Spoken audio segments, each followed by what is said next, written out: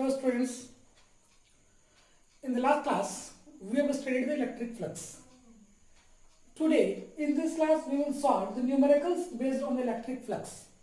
तो टॉपिक हम लोगों ने लास्ट क्लास में पढ़ा था, उस पर बेस्ड न्यूमेरिकल्स को सॉल्व करेंगे। लेकिन उससे पहले जो थोड़ा सा टॉपिक रह गया था कि इलेक्ट्रिक फ्लक्स का यूनिट को डिस्कस करना, उसको सबसे पहले करेंगे, फिर इस पर बेस्ड न्यूमेरिकल्स को सॉल्व करेंगे। तो इलेक्ट्रिक फ्लक्स का जो एक्सप्रेशन होता था phi E expressed as E dot A, इसका यूनिट क्या हो सकता है? हम लोग जाने कि E इक्वल क्या होता है F by Q not. Means इसका यूनिट हम लोगों ने पहले कैलकुलेट करके रखा है। क्या होता है इसका यूनिट? तो न्यूटन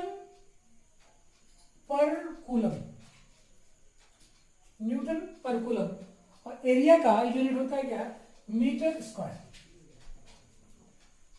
तो इसका जो यूनिट है क्या होगा? न्यूटन मीटर स्क्वायर पर कूलम।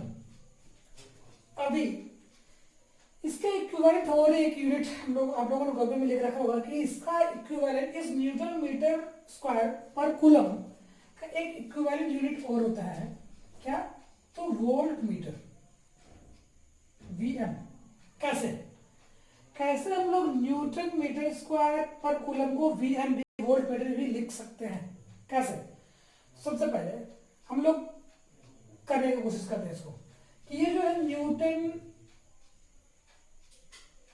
इसको हम लोग एक्सपेंडेड वे में लिखेंगे। न्यूटन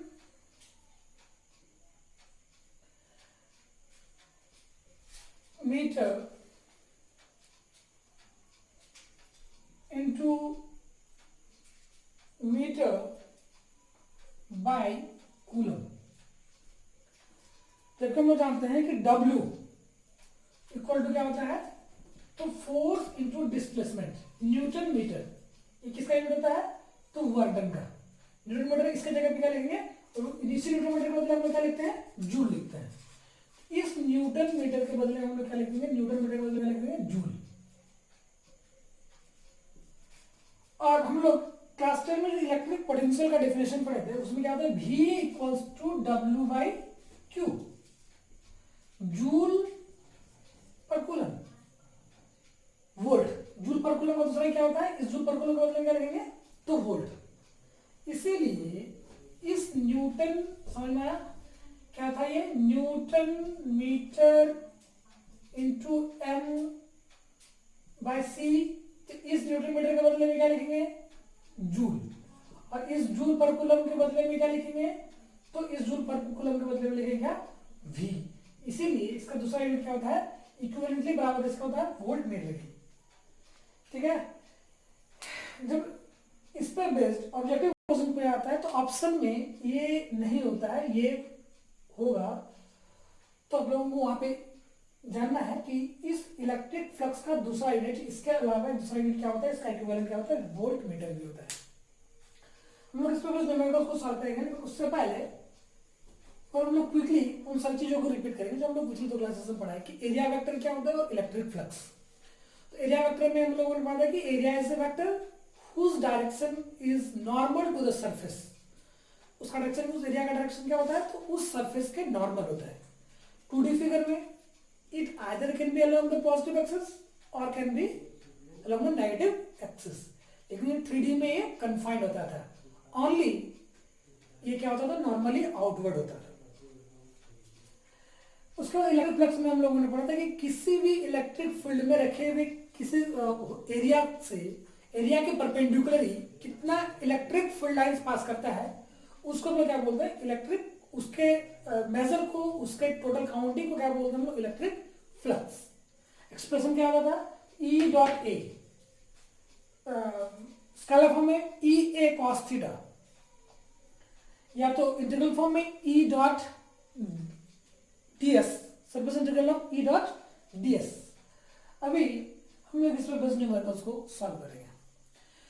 लेकिन न्यूमेरिकल्स को सॉल्व करते हुए ध्यान रखना है कि भाई ये जो E इस एक्सप्रेशन में जो होता है E A cos थीटा, इसमें ई क्या है, तो इलेक्ट्रिक फील्ड का इंटेंसिटी, ए क्या है, एरिया, और थीटा क्या है, तो थीटा एंगल है किसके किसके बीच, तो vector E and area vector के बीच बनने वाला एंगल होता है ये थीटा। एरिया वेक्टर और ई के बीच बनने वाला एंगल होता है कौन, theta. This is the question, if E equal to 6 i cap 3 j cap plus 4 k cap, हम लोगों को क्या करना है कि इलेक्ट्रिक फ्लक्स को कैलकुलेट करना है। किस एरिया के थ्रू, तो सरफेस एरिया दिया गया है 20 यूनिट्स। किस प्लेन में रखा गया है, तो YZ प्लेन में। अभी जो गिवन डेटा है उसमें क्या है कि E equal to 6 i cap plus 3 j cap plus 4 k cap.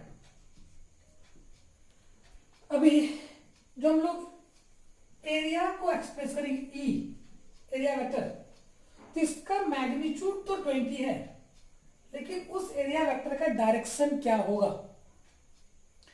हम लोग जानते हैं कि जब ये YZ प्लेन में कोई एरिया रखा हुआ होता है तो उसका एरिया वेक्टर का डायरेक्शन क्या होगा, तो इसलिए YZ जिस प्लेन, जो प्लेन उस एरिया को कंटेन करेगा उस प्लेन के परपेंडिकुलर, तो YZ प्लेन के परपेंडिकुलर कौन सा होता है, सपोज ये कोऑर्डिनेट सिस्टम है x y z, तो ये YZ प्लेन है, YZ प्लेन में ये एरिया रखा गया है, जो 20 यूनिट का एरिया है वो YZ प्लेन में रखा गया है। तो डेफिनेटली इसका जो सरफेस एरिया होगा, इसका जो एरिया वेक्टर होगा, उसका डायरेक्शन इस प्लेन के परपेंडिकुलर होगा। तो XY प्लेन का परपेंडिकुलर कौन सा एक्सिस होता है, सॉरी YZ प्लेन का परपेंडिकुलर कौन सा एक्सिस होता है, तो X एक्सिस होता है। डेफिनेटली इसका मैग्नीट्यूड 20 है और साथ ही साथ इसका जो डायरेक्शन होगा वो क्या होगा, तो along the X axis 20 i cap. समझ में आया कि इसके एक्सप्रेशन में हम लोग 20 यूनिट्स का तो मेंशन पहले ही है, लेकिन डायरेक्शन कहां से मिला, चूंकि ये YZ प्लेन में है और सरफेस एरिया जिस प्लेन में रखा हुआ रहेगा उस प्लेन का परपेंडिकुलर होता है किसका डायरेक्शन, तो एरिया वेक्टर का डायरेक्शन। तो YZ प्लेन का परपेंडिकुलर कौन सा एक्सिस होता है, X एक्सिस होता है, तो एरिया वेक्टर का जो डायरेक्शन होगा वो किसका अलग होगा, X एक्सिस का अलग होगा। अभी हम लोग फ्लक्स को कैलकुलेट करेंगे, तो फाई इक्वल टू क्या होता है, E dot A, obviously E क्या है, तो 6 i cap plus 3 j cap plus 4 k cap dot 20 i cap. हम लोग क्या करेंगे, नॉर्मली डिस्ट्रीब्यूटिव प्रॉपर्टी लगाएंगे, इसको इससे भी मल्टीप्लाई करेंगे, इससे भी मल्टीप्लाई करेंगे और इससे भी मल्टीप्लाई करेंगे। तो मैग्नीट्यूड को मैग्नीट्यूड से 26 120 and I dot I equals to 1. 3 into 20 60, but I dot J equal to 0। हम जानते हैं कि I dot I equal to होता है 1, J dot J equal to होता है 1 और K dot K equal to होता है 1, but I dot J या J dot K और K डॉट I ये सब इसका बराबर होता है, तो 0 के बराबर होता है। I डॉट J इसका बराबर होगा 0 के बराबर, K डॉट I इसका बराबर होगा 0 के बराबर। तो ये किसके बराबर होता है, 120 यूनिट्स का बराबर होगा। क्योंकि यहाँ पे E का कोई यूनिट नहीं दिया गया, यहाँ पे हम क्या करेंगे, सिर्फ यूनिट्स को लिखेंगे। This is the solution.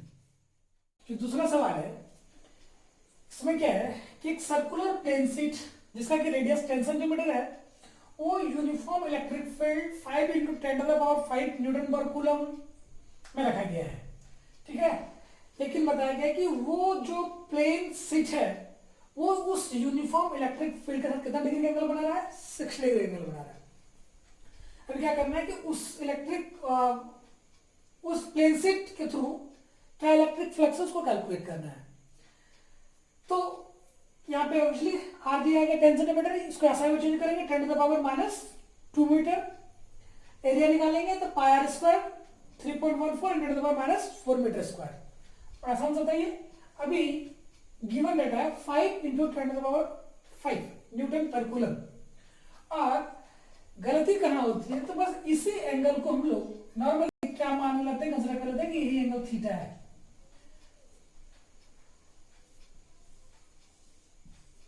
ये एंगल थीटा नहीं है, क्योंकि ये वो एंगल है जो सर्कुलर प्लेट का एक्सिस ये फॉर्म कर रहा है किसके साथ, तो इलेक्ट्रिक फील्ड के साथ। ये एंगल थीटा है, ना कि, जबकि आप लोगों को बताया गया है कि ये जो एंगल थीटा होता है ये किसके किसके बीच बनने वाला एंगल होता है, तो एरिया वेक्टर और इलेक्ट्रिक फील्ड के बीच बनने वाला एंगल होता है। तो हम लोग जानते हैं कि एरिया वेक्टर जो होता है वो क्या होता है, सरफेस के नॉर्मल होता है, इस एक्सिस के परपेंडिकुलर होता है, ये होता है एरिया वेक्टर, जिसके साथ ये कितने का एंगल बनाएगा, ये परपेंडिकुलर होगा। तो इसलिए ये 60 डिग्री एंगल होगा इसके किसके बीच, तो इस इलेक्ट्रिक फील्ड और इस एक्सिस के बीच। डेफिनेटली इस एरिया वेक्टर और इसके बीच जो बनने वाला एंगल होगा वो कितना होगा, 30 डिग्री एंगल होगा। ये थीटा 60 नहीं होगा, थीटा का वैल्यू कितना होगा, थीटा का वैल्यू होगा कितना, 30 डिग्री। अभी इसको हम लोग उस एक्सप्रेशन में phi E equal to E A cos theta, उस एक्सप्रेशन में पुट करके हम लोग क्या कर सकते हैं, इसको सॉल्व कर सकते हैं। जो नई सीखने वाली चीज थी वो क्या थी कि भाई कि ये जो थीटा है ये किसके बनने वाला एंगल होता है, इस ए ई और इस ए के बीच बनने वाला एंगल होता है। इलेक्ट्रिक फील्ड और एरिया वेक्टर के बीच बनने वाला एंगल करते हैं, जिसमें कि क्या बताया गया कि एक सिलेंडर है उसको यूनिफॉर्म इलेक्ट्रिक फील्ड ई में रखा गया। कैसे रखा गया है, ताकि उसका जो एक्सिस है, ये सिलेंडर का एक्सिस है, ये कैसा है, तो इलेक्ट्रिक फील्ड के परपेंडिकुलर पैरेलल है। दैट मींस यही डायरेक्शन है किसका भी, यही एक्सिस का डायरेक्शन और इसका डायरेक्शन क्या है, सेम है। ये ई का भी डायरेक्शन है और इसका एक्सिस का भी डायरेक्शन है। अभी हम लोग को ये करके दिखाना है कि ये जो टोटल फ्लक्स है वो कितना है, 0 है। तो हम लोग टोटल फ्लक्स कैसे कैलकुलेट करते हैं, क्या करेंगे, इसके अलग अलग पार्ट का फ्लक्स को कैलकुलेट करेंगे और फिर सारे को क्या करेंगे, ऐड करेंगे। तो हम लोग जानते हैं कि एक सिलेंडर में 3 पार्ट होता है, 3 सरफेसेस होता है, 2 फ्लैट सरफेसेस और एक कर्व सरफेस। अभी हम लोग क्या करेंगे, ये 2 फ्लैट सरफेस, एक इधर फ्लैट सर्कुलर सरफेस और एक कर्व सरफेस। हम लोग खुद से 2 चीजों को कंसीडर करेंगे कि इसका जो रेडियस है वो r है। 2 चीजों को खुद कंसीडर करेंगे, रेडियस इसका क्या है, r है, और हाइट जो है वो क्या है, वो h है। इन 2 चीजों को हम लोग खुद से कंसीडर कर लेंगे।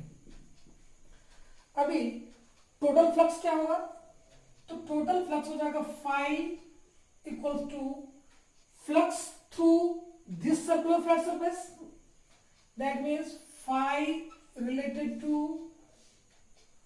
ये, इसको सपोज नाम दे देते हैं हम लोग 1, ठीक है, इसको नाम दे देंगे 2 और इसको क्या नाम दे देंगे 3। Flux related to surface 1, flux related to the surface 2 and flux related to the surface 3, इससे रिलेटेड। अभी ये पूरा सिलेंडर जो यूनिफॉर्म इलेक्ट्रिक फील्ड ई में रखा गया है, सिर्फ हम लोगों को क्या चाहिए, अब एरिया वेक्टर और उसका डायरेक्शन। तो हम लोग तीनों सरफेसेस में डीएस सरफेस एलिमेंट को कंसीडर करते हैं। ये डीएस है, यहाँ पे भी इस लेटरल सरफेस में भी, इस कर्व सरफेस में भी हम लोग क्या करते हैं, एक डीएस सरफेस एलिमेंट को कंसीडर करते हैं। इस फ्लैट सरफेस में भी क्या करते हैं, एक सरफेस एलिमेंट डीएस को कंसीडर करते हैं। अभी क्या करेंगे, इसको हम लोग फिर से कैलकुलेट करेंगे फाई को।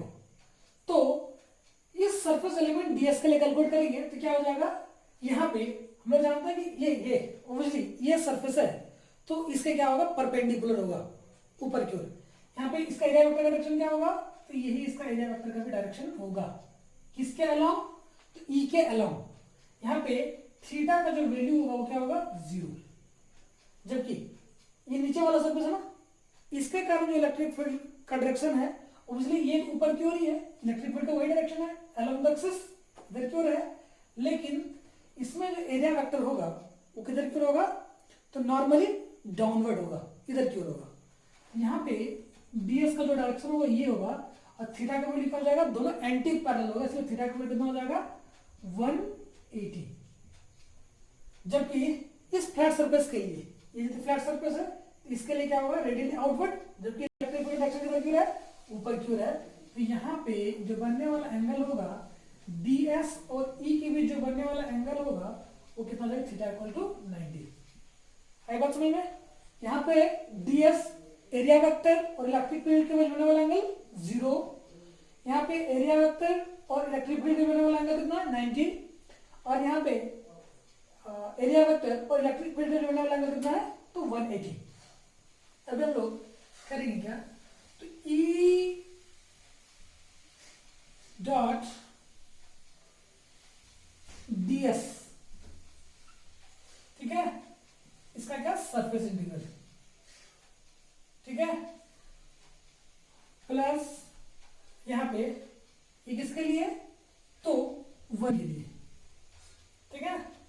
ये E डॉट ds इसका सरफेस इंटीग्रल तो 2 के लिए, और यहां पे E डॉट ds किसके लिए, तो इसके लिए 3 के लिए।